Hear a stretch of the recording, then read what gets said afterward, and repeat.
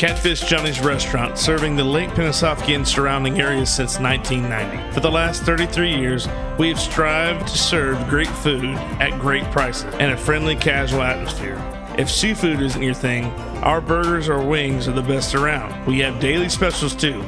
Check us out on Facebook or Instagram for more information.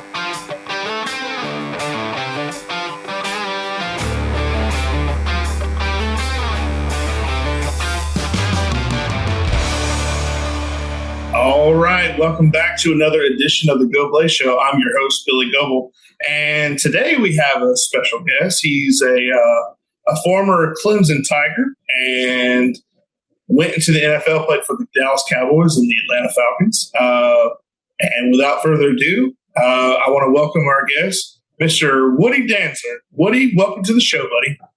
Mr. Goble, I appreciate the opportunity to sit, chat, laugh, and hang out a little bit. So looking forward to it. Oh, and I said, hey, it was like going from a bar fight into a street fight and then expecting to get past all that. We got past all that. And then it was like, once you get back past both of those, you look around and all of a sudden it's like a B movie where you got the other guy coming over here like another villain. And you're like, oh my gosh, like we just did all that. Season 3. Yeah. You think you won, but here we go. We got to go at it all over again. Yeah, and it's like, you do what you can to get by these guys. I mean, these kids played their hearts out, and I just, oh my gosh, you felt for them. You're like, man, they just did.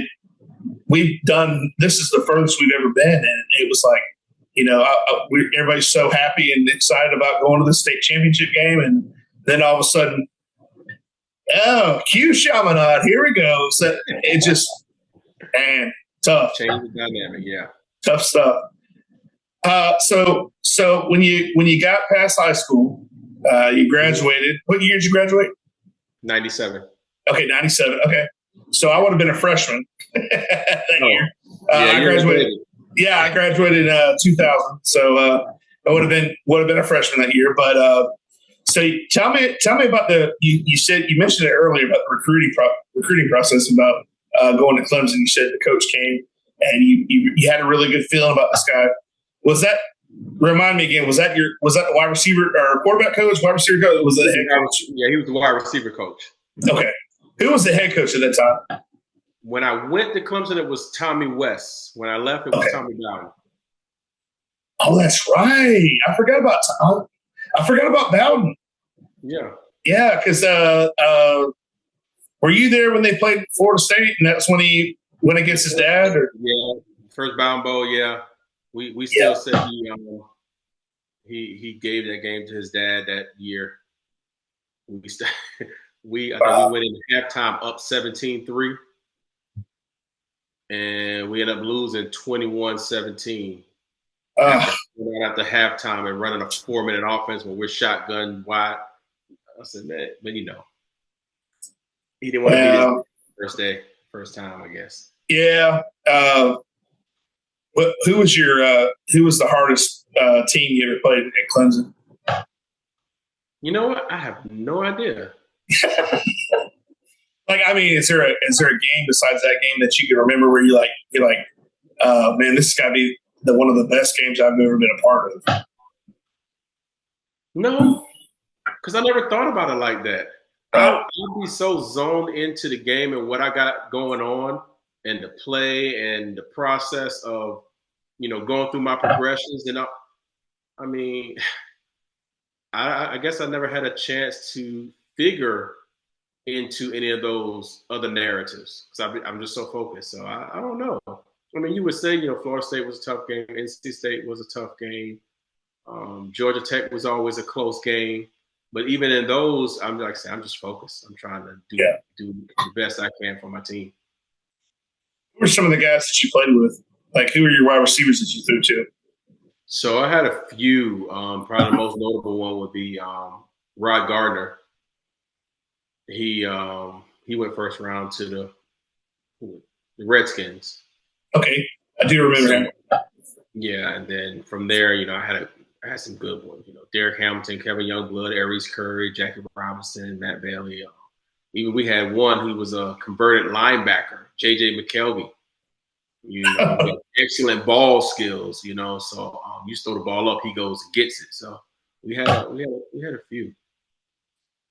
I was watching the Cowboys game yesterday. This is going to be this won't air for a little bit, but it was against the Bears, and which I don't want to talk about it, but it wasn't a very good game. But one of our DBs, I think it was one of the Cowboys DBs, or it might have been one of the Bears, had an opportunity to pick it off and dropped it, or just like tipped off the hand or something. And Tom Brady goes, and that's why he plays defensive back. Yeah, because I would have tried. Yeah. He's like, and that's why he plays defensive back, because he wouldn't have been a good receiver. Mm-hmm. That's what I say. Even some DBs I'll say that same thing. That's why we don't catch that well. You got some of those DBs out there with some great ball skills. Yeah. Yeah, I mean, look at Dion. He was a DB, but he did it all. I mean, that's the pinnacle of a position. But I mean, to anybody to be just like him would be, want to be like Dion. I mean, anybody in their right mind want to emulate him, or he could do it all. But I get exactly what you mean. Exactly. Got to set your standards, though. So yeah, exactly. It's true. So what is? I was thinking about this today. What is, because music has a big part of sports, and I know a lot of people, especially like, I don't know. I mean, it's sports. I remember in high school we would all listen to, you'd have the hip hop, the rap right before pregame, trying to get zoned in. And what is something that you listen to before pregame that gets you kind of zoned in? Were you one of those people that had to listen to music, or could you just kind of block out everything and just prepare your mind? I just block out everything. I was that guy. I never, even to this day, I'm not a rah-rah guy. I'm not a hype guy. I'm not a hype guy. I'm high energy, but I'm not a hype guy. I don't do all that extracurricular stuff, getting amped up and need some jolting music to get my blood flow. No, I'm even keel. I'm focused.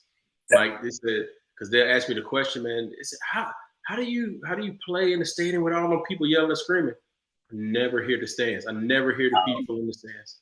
Even when I look over to the sideline, just people in the stands, it's like a blur.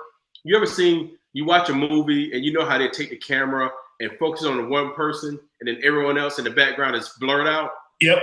That's how I was in the game. I'm looking at coach. I see coach and only coach, and he's giving me the signal. I don't hear the crowd. I don't see the crowd, and I'm just in the game. Wow. That takes some true focus, because, I mean, if you think about it, if you just go as a fan and sit in those stadiums, and you can go and you could not hear anything. I mean, it is one of the last Gator games I went to. It's been a while because of my boy playing football on Saturdays. It's hard to get to a game, but I mean, the last couple of times I went, I came home hoarse. I mean, my voice is, because I'm trying to yell as loud as I can to make my voice heard, even though you're in there with 75, 80,000 people. And it's just, and you almost come home and somebody talks to you and you don't know how to, you're tone deaf for a little bit. You're like, what? Because you spent 3 hours in a stadium that was so hostile. But it's amazing how people can just. I don't know how you did that to begin with, because I don't know either. That's how it was, and even to this day, like they said, who I played when I went down to Florida State. I only played in Florida State once, I believe. But that one. I've been down there. I've never seen the horse. Oh, really? They do the whole pregame thing, and they come out and show the spear in the middle of the state. Never seen it. Hey, and that's like, I don't know how I missed it, but never seen it. Did you not see the flame? It's on, Woody. It's on fire. That's what I mean. I don't know how I missed it. So, Woody, I'm glad the locker room never caught fire, because you'd be like, I don't see the flames. Somebody get a fire extinguisher. Maybe. Maybe. Oh my gosh. Hey, speaking of pregame stuff, Clemson has the best. The Rock. Tell me about The Rock. Tell me how that felt the first time you got to do it. It felt normal, honestly. Like I said, I'm not a rah-rah guy. I did start to do a couple things, and it was more so from my teammates. You know, at The Rock, I had a couple different routines that I would do. So I had my Bruce Lee routine. I had my Roy Jones Jr. routine, where it's just one of those spectacles. You know, the guys like it, got them hyped. You know, then I just get down the hill, and then it's zone in. You know, so but yeah. Listen, Freeman, just a couple things I would do to get the guys ready. I think if that were me and I had to run down that hill, I'm tripping. Oh, that hill has ended a few careers because when you go down the hill, it flattens, then it goes down again. And, you know, some of the guys, if you don't anticipate it right, you'll come down wrong. It's torn up ACL, twisted ankle. Because some of the guys, they'll actually come and they'll jump, you know, as they're coming down.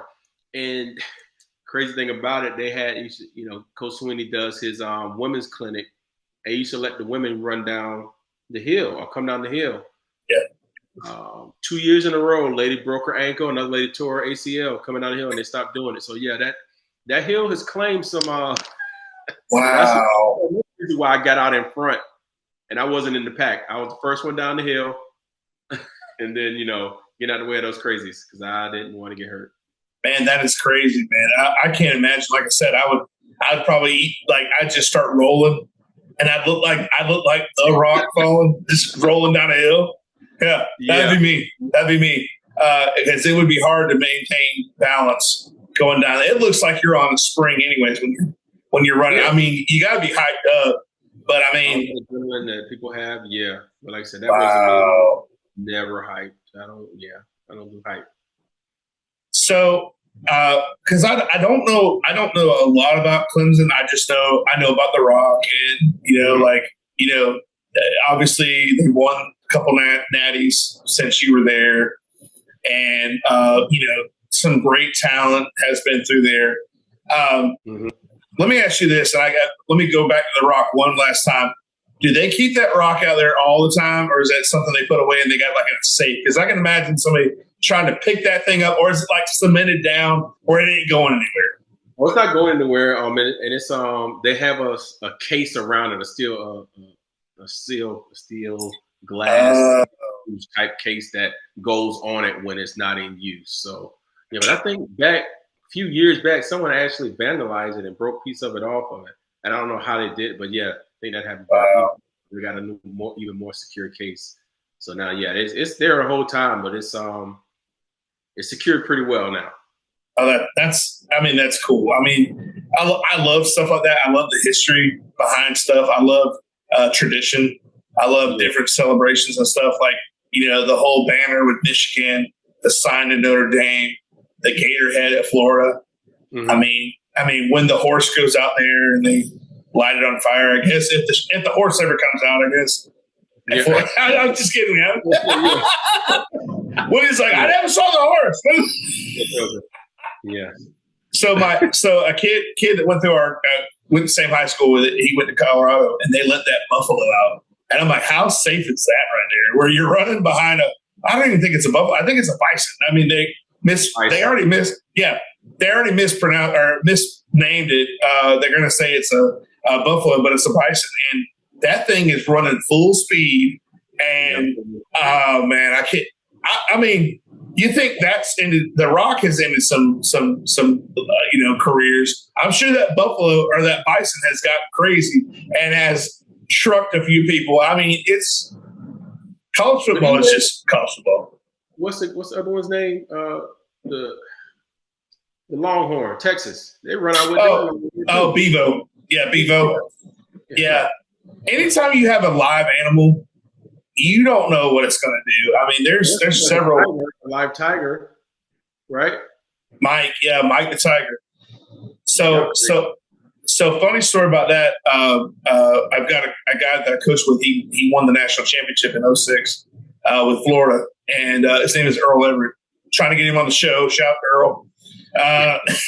He lives in Tampa. Yeah, I see him every Friday night, but he's the guy's super busy, and I just give him a hard time every time. But Earl, anyways, he was talking about him going to LSU. They played LSU one time, and they always stick Mike the Tiger in that cage right by the visitors' locker room. So when you come out, the first thing you see is that tiger in the cage. And I was like, I asked him, I was like, what was it like? He says, man, we didn't like it. That tiger is within it could still grab you if you tried to get near it. I mean, it's still a wild animal. Yeah, it's crazy, but it's something like, it's their thing. It's what they do. I mean, they've got. I mean, it's whatever you make of it. But I love the college atmosphere. I love the way that people. I mean, and I love that they promote that stuff because to me, there's nothing better. You're not going to get any recruits as much as you would if you showed, you guys pull up in the bus is swaying, and then all of a sudden they let you guys out. Y'all do the run down the hill. I mean, that right there, any kid in South Carolina would be like, I want to do that so bad. Make them work twice as hard to do it. Mm-hmm. Exactly. So you played at Clemson. Did you go to any bowl? I mean, tell me a little bit more about it. Did you go any different bowl games? What was the biggest game you ever played in, after the season? Probably, that was an interesting game. What was it? Not 99, 2000 Gator Bowl. That's probably we had our best season that year, and unfortunately, I actually ended up getting hurt that year and played the second half of the season with a bad ankle. But it was kind of fortuitous because the same thing we ended up playing Virginia Tech in that game, and that was the big Woody versus Vic game. But we both had bad ankles. It was neat. Oh wow! So that was. They ended up winning, but we went back and forth a little bit in that game. But that's probably been the biggest bowl game. We went Peach Bowl a couple of times. In my last game, we played Mississippi State my first year in the Peach Bowl, and I think my second year, I don't think we went to a bowl game. We had a pretty bad year, but subsequently after that, it was Virginia Tech, and then we played my last year Louisiana Tech in bowl out in Boise, Idaho, on the blue turf. Oh, that was neat. But so it's pretty good. Pretty good experience. So you get down at Clemson, and tell me the process that you went through. Pro day? Did you do a pro day or anything like that, or did you go somewhere to train?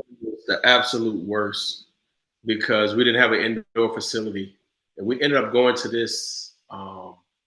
Because I don't know, it's just something about Clemson. For more pro days than not, it rains on pro day.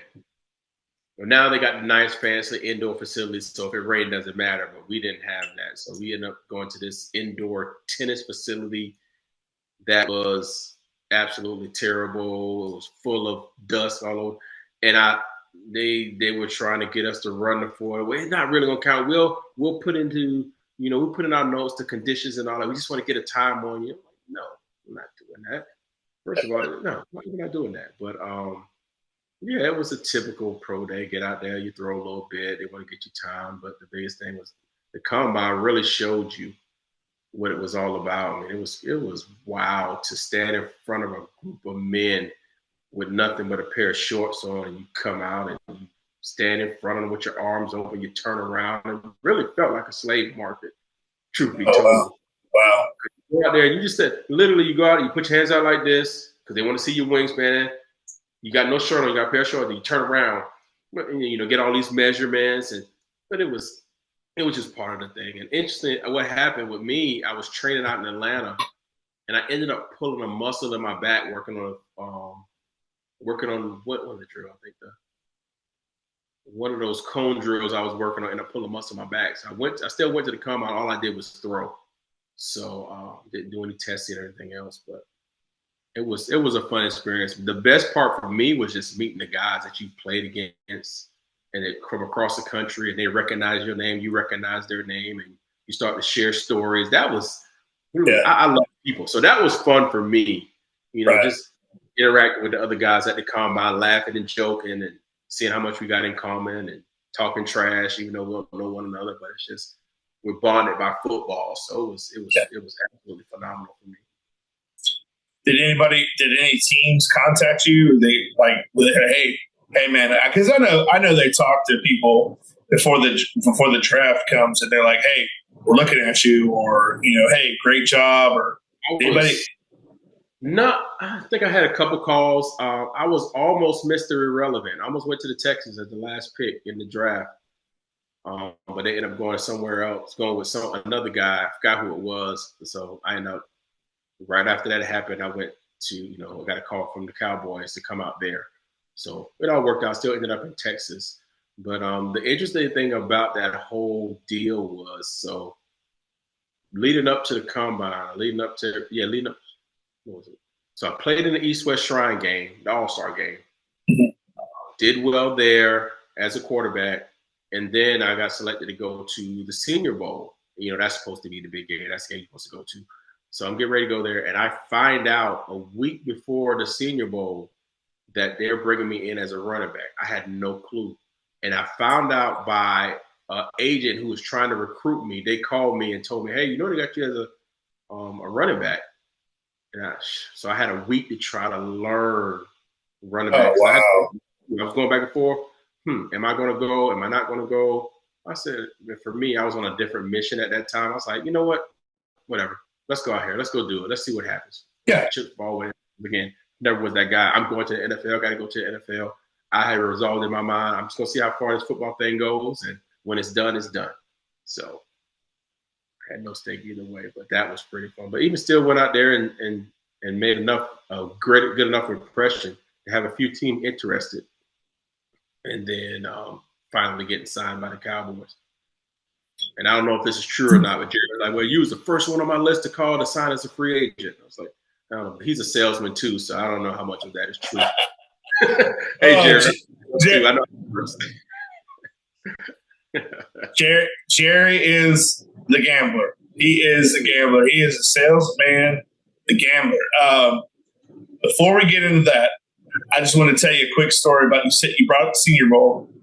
So I didn't go to the Senior Bowl, but I went to the Dollar General Bowl there in Mobile. And because we had a kid that, I say kids all the time. Well, he's probably almost 30 by now. Mm-hmm. So he went to App State and played. He was a tight end at first, and he played defensive line. I might have them flipped. He might have been defensive lineman, then he played tight end. But anyways, he was on the team. They played Toledo in the Dollar General Bowl, and loved the whole experience. That was such a cool thing. Even though that stadium that they played in was not very big.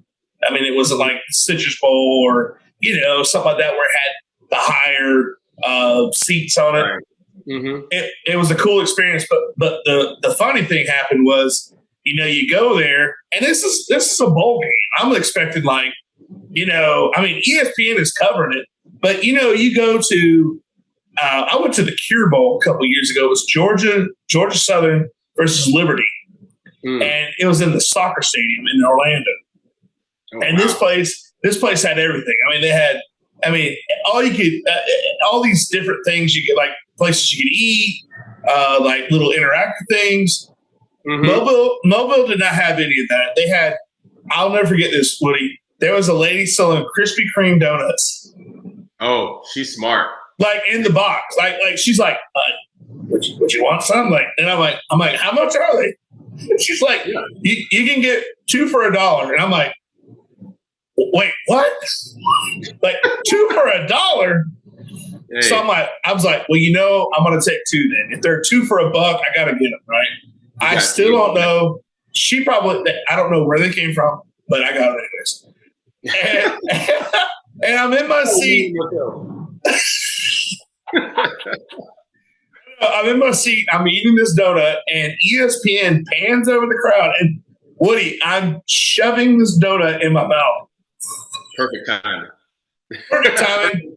So I have no idea this is going on because I'm not watching the game. I'm there. Our head coach now, Coach Lawrence, sends me a text and says, "Way to go, Goblay. Way to represent."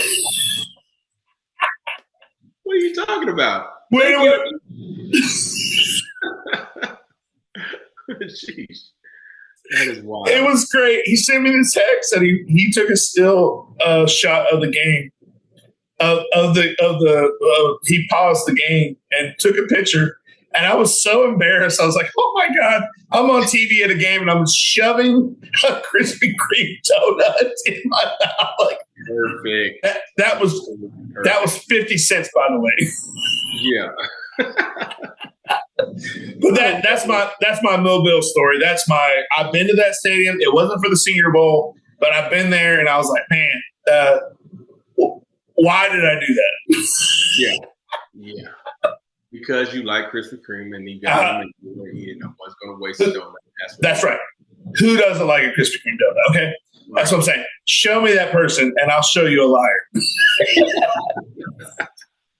So Jerry calls you, or Steven, or somebody calls you. I don't know. Was it Jerry? Yeah. So Jerry calls you and says, "Hey, you were at the top of my list. I don't know if you've ever heard Frank Caliendo do an impression of Jerry Jones, but it's hilarious. He's like, "Hey, this is Jerry Jones with Dallas Cowboys." I'm from Arkansas. Uh-huh. What was that conversation like? Do you remember any of that? Oh, just because it was filtered through my agent first. He let me know that they had called, because he had called me first saying that, hey, Texans just gave me a call and said they're probably gonna go with you for Mr. Irrelevant, last pick of the draft. And then that didn't go through. Didn't hear my name called, and then shortly thereafter, my agent let me know, hey, got to sign free agent, and I think it was a couple other teams. I forgot what they were. He said, "So what you want to do?" So we chose Dallas, and next thing you know, I get a call from them. And they tell me about the logistics, and it's time to get ready to go to work. What was your initial reaction when you first got to Dallas? Like, were you, because I know you said you didn't follow a lot of sports, and you probably didn't realize what you were about to get into, but the Cowboys just signed Jadeveon Clowney to a deal, and one of the things he said is, "Guys," he's like, "look around you. This place is nice. Like, I've been to like 6 other teams, and they don't even have all this stuff." He's like, "Look around you. Like, these guys are spoiled." Was that something that you felt when you went? Now, I know you didn't go to the new Star and all that. We were in Urban. So you're at Valley Ranch. Valley Ranch, yeah. And Valley Ranch was a little older at the time. So, but either still, to me, it was just an opportunity to continue playing ball and, meet some people. Yep. That's networking. I wasn't, I'm trying to think, because I never did well, I got a story about being starstruck. I was only starstruck one time in my life, and it was courtesy of the Dallas Cowboys. But no, I went in there and was meeting the guys and just getting ready to work. That's all it was for me. Well, that helps with the way you say that you're not easily distracted, because being in that situation, you always hear these negative things about being in Dallas. Like they talked to Manziel, and they said, and Manziel said, "Man, I want to be a Cowboy so bad. I want to be a Cowboy." He said, "Jerry talked to me. I really want to." He goes, "I'm from Texas. I want to be a Cowboy so bad." He said, "But you know what? I ended up in Cleveland." And he goes, "And that was the best thing that ever happened." He goes, "Because if I'd have been a Cowboy," he goes, "I would have had I don't even think I would have had a career, because who knows what happened, but it wouldn't have been good." Right. Just because he was he was putting himself in a situation he couldn't either resist or handle. Mm-hmm. You know, I don't know what. I guess if you like that kind of stuff, I don't even know what there was to do in Dallas. I was the guy. I was a designated driver. Like I said, I didn't like going out. I would go out with my friends. Hey man, you go. We're going out now. You going? I'm like, no, I ain't going. Come on, man. We need somebody to drive. So I'd be that guy. We sitting up in the club, like I'm ready to go. Yeah. But hey, looking out for my teammates. Yep. Yeah, you don't want them to get hurt, even though you had to suffer a little bit for going somewhere you didn't want to go. But I can totally agree with you. I wasn't a club person either. I hated it. I could anywhere you have to go and you have to yell to get somebody's attention. That's right here. You're like, hey, yeah. That's so tiring. I learned that at a young age. Like, this is not for me, man. I am not a club person. You don't have to worry about me going. But so I understand what you mean by that. But of course, but I mean, at that time, what really had me rocking and rolling was, because even going back to Clemson, 1999, I finally gave my life to Christ for real. And that's what I meant when I mentioned earlier about being put on a different path. And just football was a part of what I was doing, but I had a bigger calling. And many a times they wanted me to go out with them. Not to say that I'm Jesus or anything. They wanted me to go out because there were things that they wouldn't do in my presence. True. And I found that to be absolutely crazy. Like, no, man, you keep us calm. You keep us sane. And, just knowing you there and stuff I'm not going to do. And I'm like, man, one, it's an honor. But two, it was also that accountability amongst one another. Right. Draft class I came in with. So I said, fine, I'll go out there and hang out, sit at the table and just hang out, have a little bit of fun, laughing and joking, watch them be fools. But, that was my mission when I got to the league, man. I was just really wanting to show Christ in everything I did. So that's why that's what made it fun for me.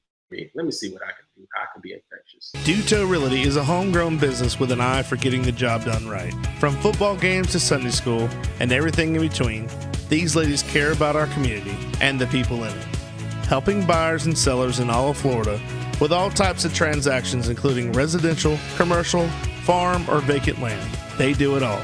They even offer auction services and sellouts to always get the job done right. Promotional consideration paid for by the following. Travelin' Tom's Coffee Truck, the delicious mobile coffee truck that brings you the caffeination inspiration you need. We deliver signature coffee products like our Nitro Cold Brew and Caramel Frappe to any occasion or festivity. And for those who don't like coffee, we offer a variety of delicious hot chocolates, energy drinks, lemonades, and teas. That's Travelin' Tom's Coffee Truck.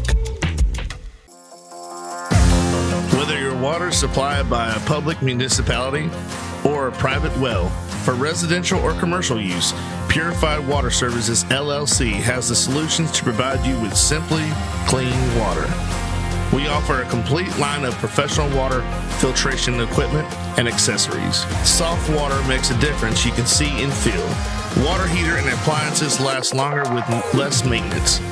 Iron and H2S filters eliminate iron stains and offensive rotten egg odors and protects your water softener equipment from iron fouling. No matter what your problem is, Purified Water Services LLC has a solution. Contact Kenny Williams at 352-446-2709. Promotional consideration paid for by the following. Webster Ace Hardware and Farm Supply are generous sponsors for today's podcast. They have been a family-owned business for 27 years. This helpful hardware store sells items such as archery, Ariat clothing and boots, Wrangler jeans, case knives, Hammond's candies, and live fishing gear. They also have a full selection of hardware, RV supply, propane, Ben Moore, Royal & Clark, and Kenningston paints. You need a barn or fencing job done? Custom barn kits and roofing metal are provided at your local Ace Hardware store. What about a new grill for the yard?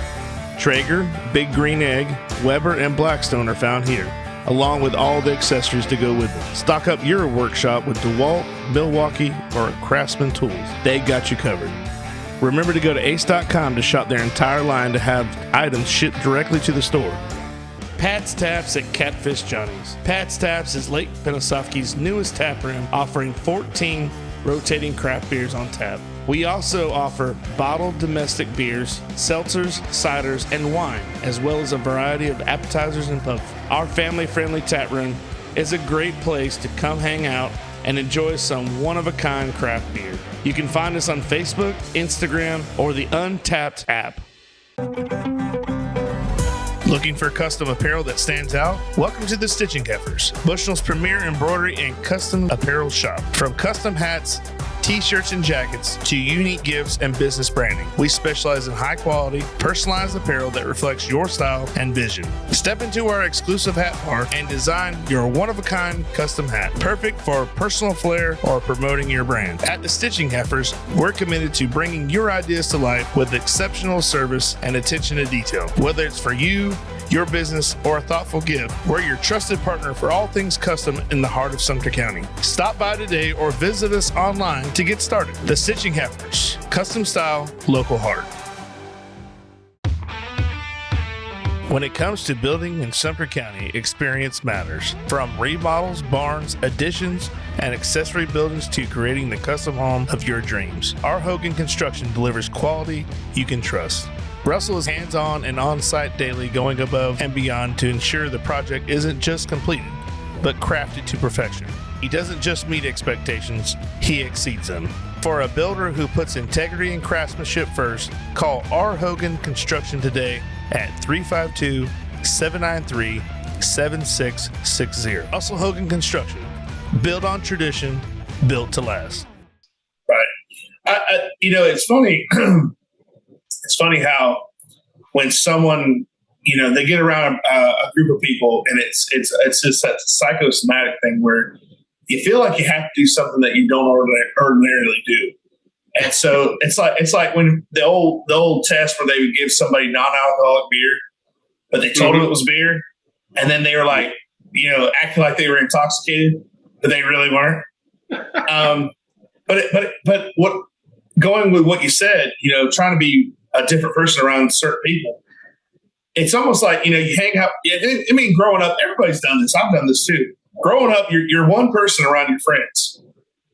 But if you notice, you're not that same person around the preacher or your parents or your siblings. My brother and I, we cut up, we say things, and we try to make each other laugh. And that's my philosophy anytime, is to make someone laugh. But sometimes, you get around someone who doesn't want that. You know what I mean? And that's hard for me to accept, because I'm like, I'm the joking guy. I'm like, hey, I'm the guy at the funeral that's trying to make everybody smile, because I know it's a sad situation. Right. But that's how I process stuff. That's how I deal with it. But don't get it twisted for a minute. I am that guy. I am the jokester. I am the live wire. I am the high energy. I'm the one. I'm the one that will say. I said Bernie Mac stole it from me, because I was the one that would say what people were thinking and was too scared to say. I'd be the one to say it. Yep. I'm the same guy that walked up in the weight room and told and slapped my head coach in the face, because I told my teammates I would do it, and they said no, I wouldn't. So I walked up to Tommy Bowden and I slapped him in the face. Oh my gosh! I was that guy, I get it. Malicious, like you said, we just like having fun. I wasn't. Most people think about a Christian, think about they stuck up and don't want to do it. Man, shoot. I broke that mold. I'm all about having fun now. But you take that same situation where you slapped your coach. At that point in time, it seemed like a good idea, right? But now you look at it, you go, I mean, I'm not saying you don't have any remorse about it, but I'm just saying, like, you look at it now and you go, what was I thinking? Like, no, I look at it right now and be like, that was funny. Oh, okay. I'm not remorseful. No. What you doing? And he even laughed about it. So, I mean, it wasn't, like I said, I didn't walk up to him and really gave him a slap to knock him out, like, the whole slap. Okay, yeah. I was going to say define slap. So, did you get like, hey, buddy? It was a little harder than that. Or is it like, He probably, Just, Oh. Pop him right in the face. I'm the one that'll walk up in coach's office and say, "Hey, man, this is what you said, and this is what's happening. This is supposed to the team. This one need to change." So I was just that guy. Yeah. But hey, man, was love, though. It was nothing. Hey, always be you. Always be yourself. If that's what I mean, I'm just like I just said. I people frown upon me not being serious all the time, and I just can't. I can't do it. And I'm not going to lie. I'm not going to lie to myself and say, "Hey, you need to be a little more serious." Life is way too short. It's so short, and I've seen people that I obviously I love and have family members that pass, and then you don't have much time on this earth, and I just can't deal with that in myself, like to be serious all the time. I just can't do it. And then that, like I said, that's how I process stuff. I'm that guy. Hey, you made me think of a high school story. I had a friend of mine, one of my good friends, fell asleep at the wheel, running off the road, and broke his neck, and he ended up. I remember we got the call. We all went to the hospital to visit him, and he got the halo, screws it in, the big 4 all around his head, and I just remember walking in there and saying, "Man, if you didn't want to play ball no more, all you had to do is say so." Something crazy like that. He just said this, he's laughing, but I'm that guy. I'm gonna walk in there, you sitting there, everybody trying to be serious, and I'm me. And that's another thing too. I don't do peer pressure. If I decide to do something, you can't make me do something I want to do. If I do it, then I decide to do it. I don't act differently I'm the same in all rooms. Now, granted, you do have to, I don't know the word I'm looking for. I guess conform in some ways to certain rooms. Yeah. For the most part, I'm still my authentic self. Yeah. So my wife actually called me an unapologetic different. Like, I'm me, I'm different, and I am not going to apologize for it. Well, I think it's just as bad if somebody pretends to be somebody they're not, versus somebody that's almost like wearing a mask, saying but I'm all right, everything's good. But I've got this mask with this smile on my face, but inside I can't. I'm so depressed, or I'm so disgusted with what I just told somebody this the other day. I was like, you can't do anything with anybody else unless you love yourself. You can't love anyone else besides, unless you take care of yourself. You got to love yourself first. And that's the biggest thing is people don't love themselves anymore. They don't know. I mean, they don't really look at it that way. They spend so much time trying to please other people that they forget to take care of themselves first. Mm-hmm. And it's not going to work. Not going to work. You say put your mask on first before you help others. That's right. Yeah. Exactly. Now look, there's nothing wrong with helping other people and putting yourself behind, like, and putting others ahead of you. Like, if somebody needs help, stopping what you're doing to take care of them. It's a beautiful thing when you see somebody do that. But there's a certain point where you got to stop doing that to help yourself, because you're so far behind that. Nobody sees that part. They think you got it all together, all figured out, but you're just as lost as that person. A friend of mine would say it this way, man. He would say, how can you pour out from an empty cup? Man, that's awesome. Yeah, I like that. You have to replenish yourself. You got to fill your cup back up. You can't always be, that's one of the pitfalls of always being the strong friend, that nobody thinks you need any help, and no one, and we ourselves will take that role on. Well, I'm the strong one, so I can't show no weaknesses, or I can't ask for help. And that's the exact opposite. You can't help nobody if you're in pieces yourself. Have you ever been in a situation where you're counting on someone? I mean, this has a lot to do with it in sports, because you always have that one guy that you're like, look, if this guy's not worried about it, then we're going to be just fine, guys. But when that individual gets rattled, that's when you go, oh my gosh, like, what's about to happen? So if I was the one to get rattled, then I don't. don't know. Yeah, I was the one. I was that guy. Yeah. Because I always had, that I'm a glass 3/4 the way full all the time. They say half full. I say 3/4 the way full. That was kind of, so I'm always optimistic and I'm always looking for them. So I was that guy, man. So, and honestly, a lot of times I would feel it on the inside, but I got this unique way of processing things. Yeah. So I'll break it down to its simplest form. And one of the biggest things that I've learned to do is I put it in 2 buckets. The first bucket is what I can control. The other bucket is what I can't control. If I can't control it, I let it go. Yep. And then what I can't control, I prioritize, and then I take action steps. That's how some people try. And my daughter, it was such a refreshing conversation I was having with her right around Christmas time when she went back to school for her last semester. She was like, I finally realized that I got to stop trying to control stuff that I can't control. Absolutely. She's like, it's been killing me. And I say, I know. Yep. And now it's like I got my daughter back. She's this light, bubbly child that I know and love. So, but yeah, too many people take on stuff that they don't need to. It's true. And a lot of people try to take on way more stuff than they can handle. And that's also a bad thing because, you always see it when someone drowns. That what are they trying to do? They're trying to take somebody else with them. If they're not by themselves, a drowning victim, they always try to grab the next person. Yep. So they're bringing them down as well, and they're trying to save themselves. And in reality, they're trying to take out both people.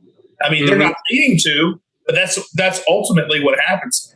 Sometimes that person will survive, but the gist of that is, you can't hold somebody else out or down to keep yourself up. You're both going down. So that's it's something that it's just a process. You got to learn all about yourself first. You got to love yourself. You got to make sure that, hey, look, I can take on, if you've got that, listen, we've all got baggage. We all have problems.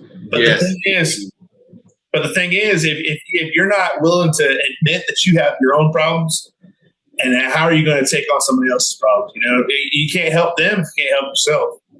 Right. And the biggest thing about that is the circle that you're in. Yep. The people that you surround yourself with, that you actually allow to speak into your life, and that allow you to speak into their lives, because that's key. And when I talk, about my mentor program, especially with the youth, one of my phrases is each generation is supposed to set the next generation up to go further. And right now, the generation aren't communicating like they're supposed to. But when we talk about this upcoming generation, about their loss and this, no, they're not. If you see any issues with the generation that's coming after you, I'll tell you straight to your face, it's your fault because you're not doing your job in connection. Absolutely. And with these kids, as smart as they are, as intuitive as they are, as discerning as they are, absolutely, you got to earn the right to speak into someone's life. You can't just show up and say, think you're going to tell someone what they should or should not do. And as the saying goes, they don't care how much you know until they know how much you care. Mm-hmm. Once absolutely, that kid realize that you true and you real and you care, now I've earned the right to pull them to the side and jack some fire into them if I have to, if that's what it takes. Now they know it's coming from a place of love and caring, and not just me just barking orders, arbitrary orders just for the sake of doing it. Greg Williams, he's been a defensive coordinator, head coach for the Browns and Rams, and he was a DC for the Rams and stuff. And I love his stuff. He's a little rough around the edges. I know he's had some incidences where the whole bounty thing, whatever. But he said something one time. He said, we talk about this generation and how we always try to figure out what is wrong with this generation. What is wrong with our youth coming up? And he said this. He said what people that disable you are now are enabling you I can't even say it, are enabling you for your future. Yes. So what we're telling you to do now that you can't do, or we're trying to keep that from you, you're not making it better when they get down the road and they experience this, or with even in sports with participation and stuff like that. Everybody gets, what's it, the old saying, like orange slices and trophies. Everybody gets a trophy. You're not helping this kid out. Yes, I don't want any kid to feel bad. I really don't. But that's not going to make that kid work harder when he gets older because he thinks everything's going to be just handed to him. Right. I mean, you got to work. You got to do something. You got to put time in to make it work. You got to do something for it. Right. And it doesn't matter who you are. You can grow up with the best life, and when you get older, well, what happens when all these things get taken away from you? You don't know what to do because you never had to do those things. Mm-hmm. So, I'm telling you that I think that's just one of those things that our youth needs. Like I tell my kids all the time, I'm like, look, I'm not trying to be mean to you. I'm just trying to get you prepared because when you get out on your own, you're going to know what to do. There's no reason why you can't do this on your own.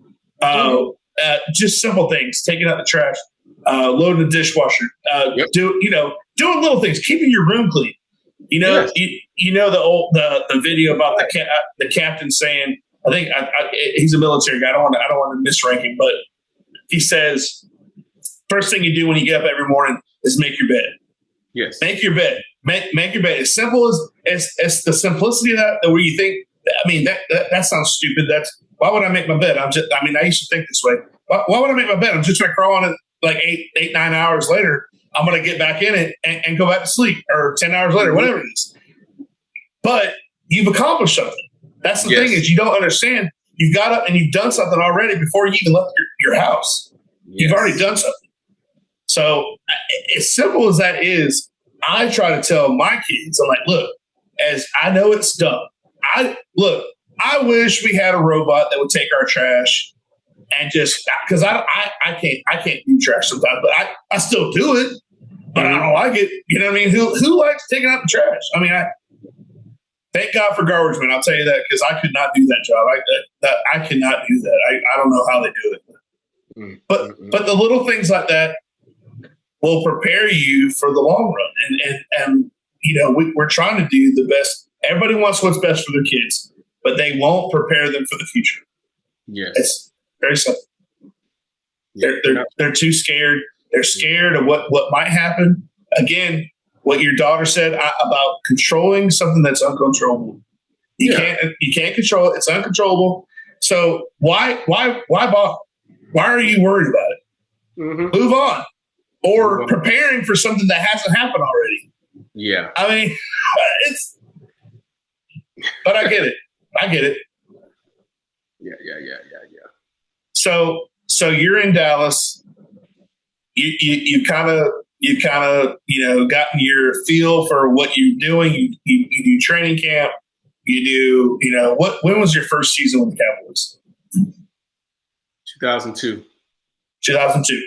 So, which brings up the best video I've seen in a while, and my boy sent it to me the other day. He's like, "Look, do you remember this guy?" And what's funny is I called him and said, "Dude, we're gonna have a podcast." Was the Niners game where you brought back the kick? Yeah, and you tightrope walked the sideline. It was amazing. Yeah.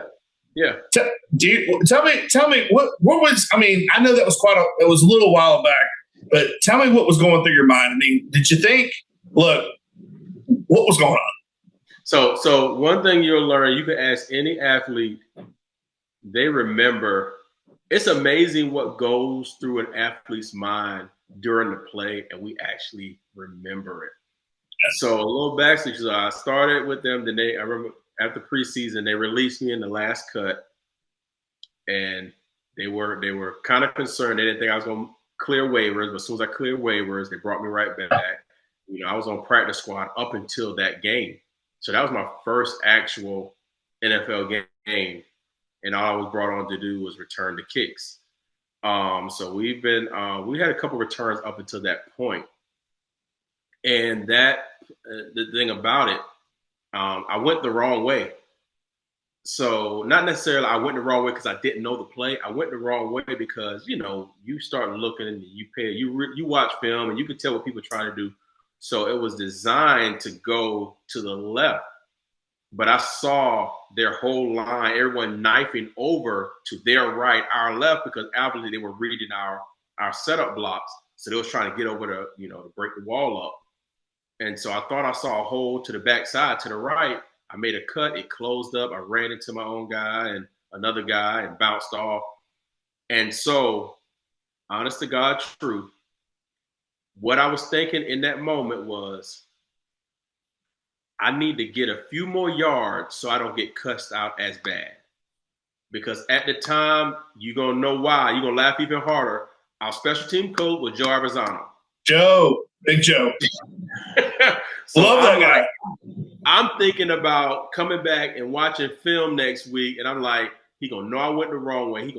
I need to get a few more yards so it's not that bad.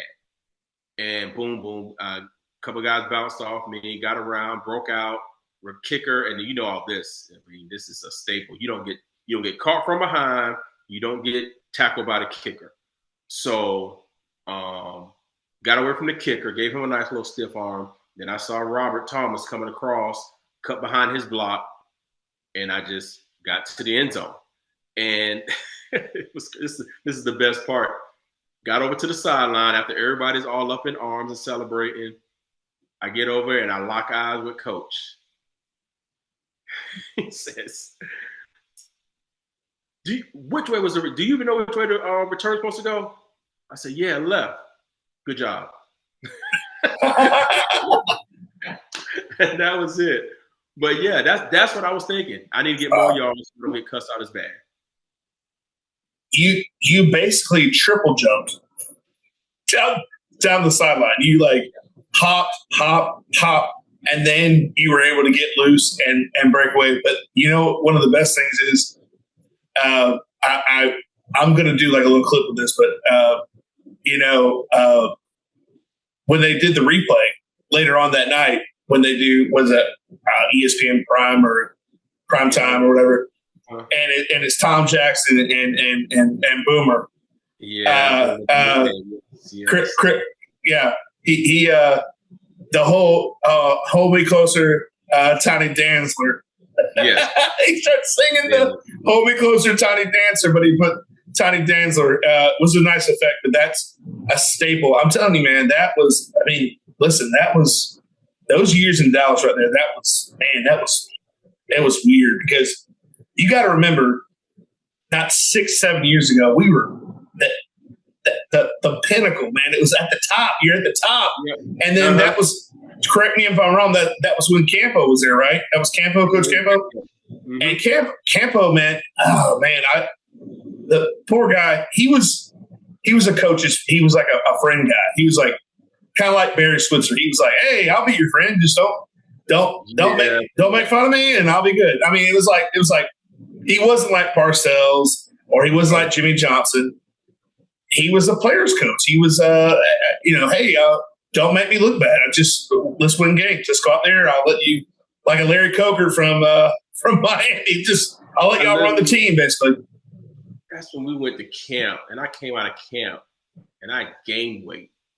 Camp was so cool. We were down in San Antonio. I was in the gym room the whole time. Camp was so easy because I'm used to real world. I'm South Carolina Heat. I know we're talking about Florida Heat, but that South Carolina Heat is not anything to play with either.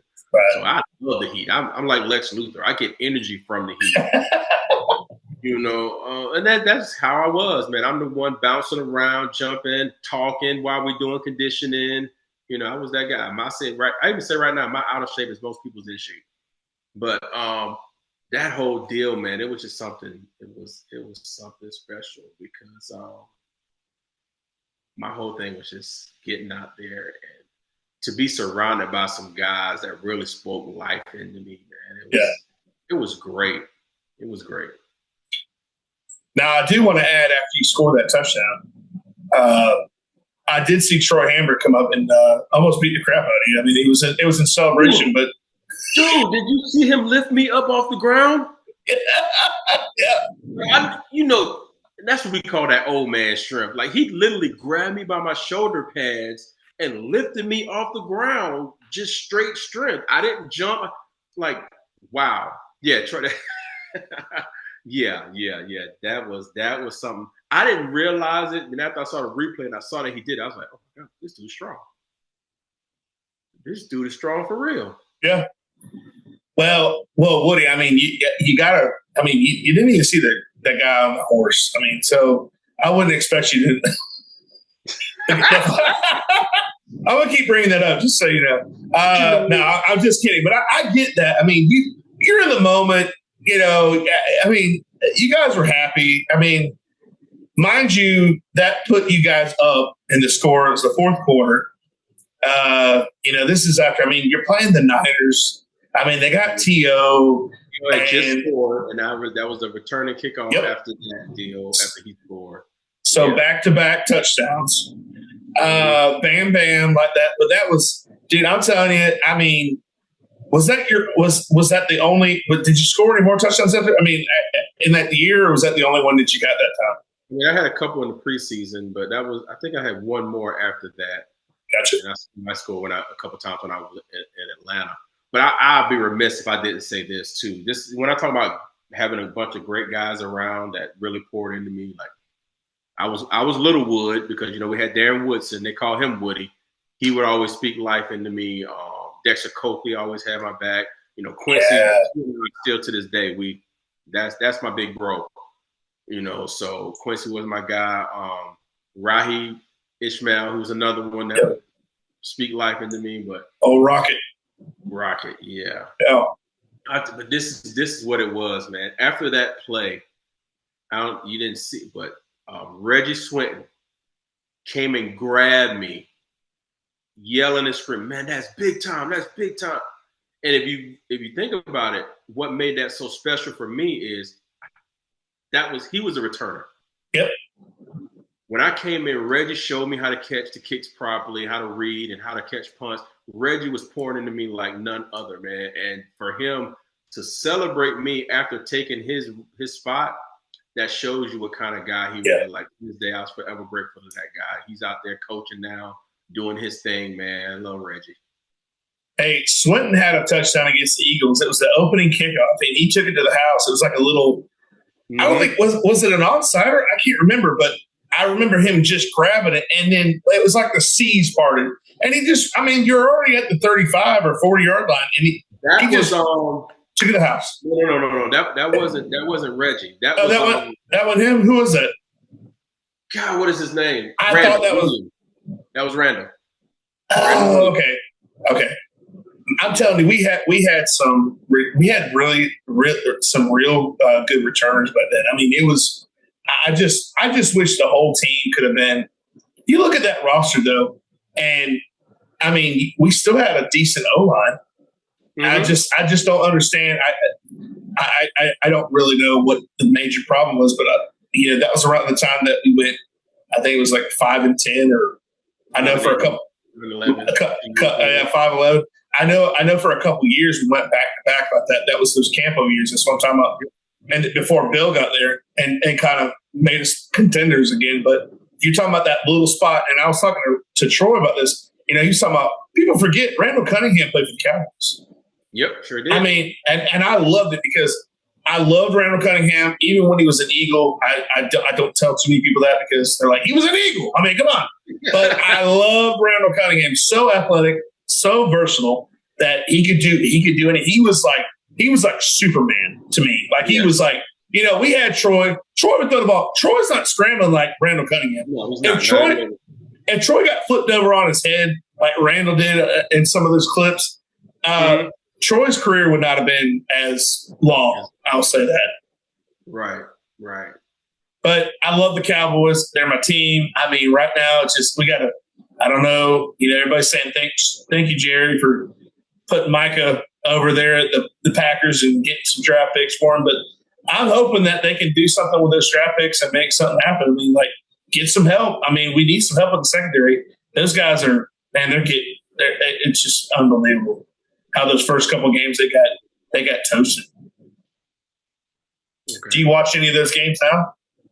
I do not. Hold on just a minute. Sure. Pause it. I'll pause it real quick. So we were talking about Dave Campo and Randall Cunningham, obviously. So what was a teammate that you played with in Dallas that you're like, you know what, this guy, I know you and Troy still talk. Is there anybody you still keep in touch with besides, and you said Swinton, right? Reggie Swinton. You still talk to him? Yeah. Talk to Reggie. Anybody else? Quincy Carter. Oh, Quincy, yeah. And let me tell you, I love Quincy, man. Even though he's a Georgia boy. We know about that rivalry.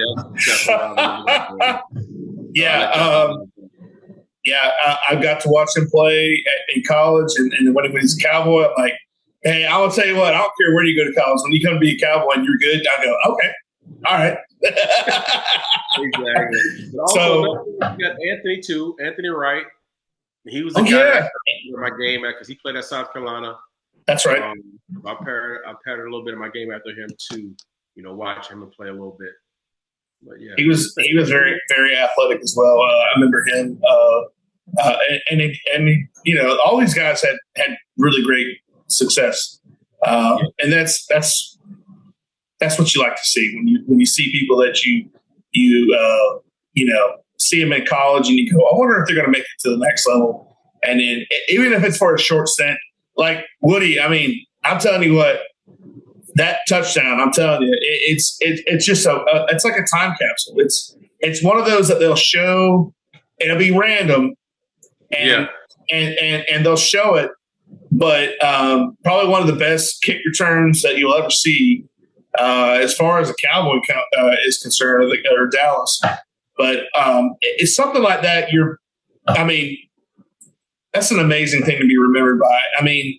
There's some guys that played for the Cowboys that there's negative plays that they're always reminded of, like poor Leon Lett. My gosh. I knew you were going to say that. Hey, man, I wouldn't be a Cowboy fan if I didn't say it, man. I'm telling you, poor Leon. One of the best stories about Leon is, Super Bowl 27, he's hot dogging, he's holding the ball out, and Don Peavy comes up, slaps it out, right? So, so Bill Bates is telling the story in one of these documentaries. And he said after that Thanksgiving where Leon Lett touches the ball, and slides and Miami gets the ball back and they score and win the game. Kick the field goal, win the game. Probably worst Thanksgiving of my life, by the way. That's how I rate my Thanksgivings by the Cowboys' progress. Uh-huh. But he said after the game, it was maybe several days later, a fan had wrote to Leon and said, hey, look, people make mistakes. It's all good. I mean, heck, there's this guy last year in the Super Bowl who was going to score and had the ball knocked out of his hands. And Bill Bates said, they didn't realize it was the same guy. Right. I mean, sometimes you remember for things and you gotta smile every time you see that return. That's one of the most impressive things I've ever seen in my life. But like I said, my boy, he's not even a Cowboys fan. He was a Dolphins fan, or still is. They're not doing very well, but he's still a Dolphins fan. But he would send me that on Instagram, be like, "Hey, you remember this?" And I'm like, "Heck yeah, I remember that." How do you not remember that? But just one of those things. I've actually taken that and turned it into a talk. So, about going the wrong way, not giving up. You're going to get hit, but you got to keep pushing forward. And eventually, you'll get to your goal if you stay focused. So I've taken that. I've used that a few times as in one of my talks to youth and football teams and things like that. What a great testimony that is. I mean, you can look at that and you can actually have physical evidence, video evidence of you. And what people don't know they don't know till now is that you went the wrong way. They didn't know that. And that's the big misconception of life is people think if I do the wrong thing, but nobody knows about it, that they know about it. But they don't know. They don't have a clue. They just think you're doing everything the right way. You can't do wrong. There's no wrongdoing. And in reality, you're that person that it's just like anybody else that makes mistakes, goes the wrong way, but you were able to, make a correction and make it work. You got to keep going. And that's the biggest thing I took out of that was you got to keep going. You got to keep going. Yep. So, well, listen, Woody, I really appreciate your time. Thank you so much for joining me today. And you're a Cowboy in my book at all times. I know you played for the Falcons too, but you're always going to be one of my favorite Cowboys just for that. Even that little glimpse, I'm telling you, it goes a long way, and everybody loves that kind of stuff. But I appreciate your time, and we'll have to have you back on again, and you can tell us a little more about what you're doing. Give you some more time to do more, great things that you're doing already. And just let me know when. Yes, sir. I'd love to meet up with you. We'll have dinner. I'll have to treat you to dinner or something. We just have to meet up. We'll just talk football. We'll have to do all that. Yeah. And next time Florida State plays, look for the horse. I'm telling you. Look for the horse. Yeah. Anyways, right. I appreciate your time, guys. Until next time, we'll see you. I just want to thank my sponsors. Without this is not possible. Thank you to Mr. Woody Dantzler for joining us today. And until next time, we'll see you guys later. Have a good one. Take care.